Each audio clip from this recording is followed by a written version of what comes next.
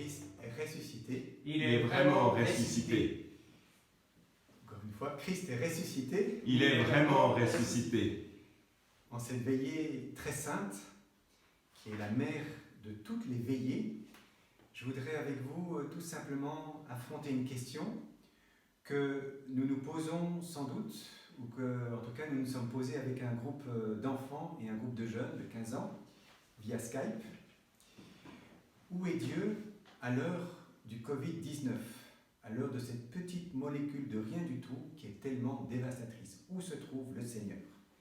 Et je voudrais avec vous humblement interroger quelques textes que vous allez entendre ce soir à l'occasion de cette veillée pascale que vous avez déjà entendue. Dans la première lecture, nous avons entendu le récit de la création. Dieu crée la terre dans une immense et parfaite harmonie, avec beaucoup de poésie et beaucoup de cœur, pour y faire jaillir la vie, et la vie en abondance. Et les catastrophes naturelles n'appartiennent absolument pas à son projet initial. Il ne les veut pas.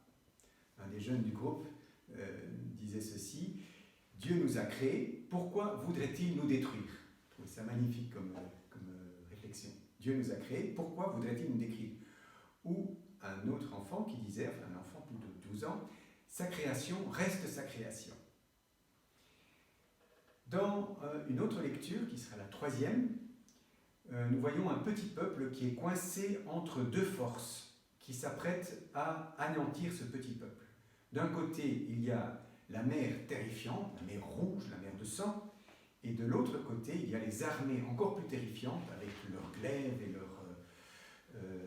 leurs épées, leurs lances, qui coincent ce peuple de toutes parts. Et donc le peuple est immensément oppressé entre ces deux forces du mal. Et nous aussi, parfois, nous pouvons ressentir dans l'étroitesse de nos appartements une certaine oppression. Une oppression par cette force invisible qui est d'autant plus sournoise qu'il fait tellement beau qu'on se dit mais qu'est-ce qui nous arrive? Où est Dieu? Eh bien Dieu, dans ce texte, nous montre qu'il est en train de travailler à nous faire passer la mer Rouge. Le Seigneur, dit le texte de l'Exode, chassa la mer Rouge toute la nuit. C'est long, toute la nuit. Par un fort vent d'est, et il mit la mer à pied sec. Les eaux se fondirent, et les fils d'Israël pénétrèrent dans la mer à pied sec. Les eaux formant une muraille à leur droite et à leur gauche. Donc Dieu aide et guide ces personnes qui sont dans la détresse et qui lui font confiance.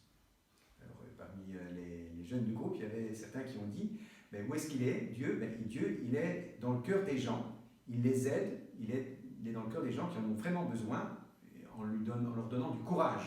On a besoin de courage. Un autre jeune a dit ceci: il est dans le cœur de chacun, dans le cœur de ceux qui soignent les autres, mais aussi dans le ciel pour accueillir ceux qui sont morts. Donc à la fois il est dans le cœur des gens, mais à la fois il est dans le ciel pour accueillir ceux qui meurent. Donc Dieu est vraiment là pour nous aider à traverser les abîmes que nous pouvons traverser et que certains, peut-être plus que d'autres, traversent à certains moments dans une situation qui peut parfois sembler désespérée. Et ce qui me frappe aussi dans ce texte, ce n'est pas une traversée où on est tout seul, même si on est isolé dans son appartement, mais c'est une traversée où on est ensemble. Le peuple traverse ensemble cette angoisse. Troisième texte que nous interrogeons, après avoir interrogé le récit de la création, nous avons vu que ce n'était pas dans le projet de Dieu ce virus et tous ces trucs-là. Nous avons vu qu'il nous aide. Interrogeons à présent la lecture de Saint Paul, que nous avons entendue. Et je voudrais partir de la réflexion d'un enfant que je trouve magnifique. Où est Dieu?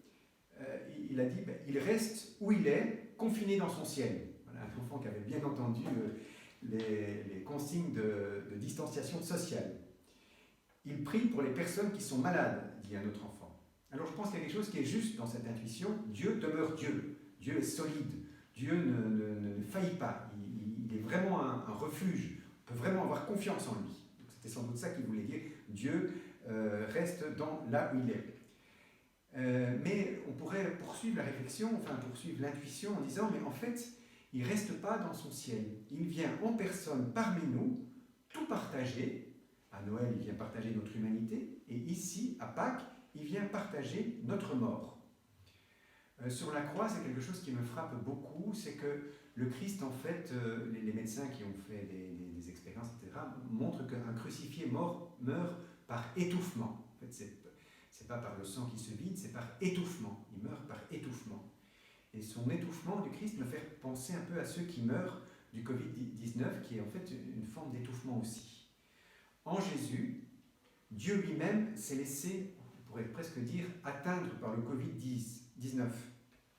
En Jésus, Dieu est présent, est vraiment présent avec ceux qui n'ont plus d'air pour respirer.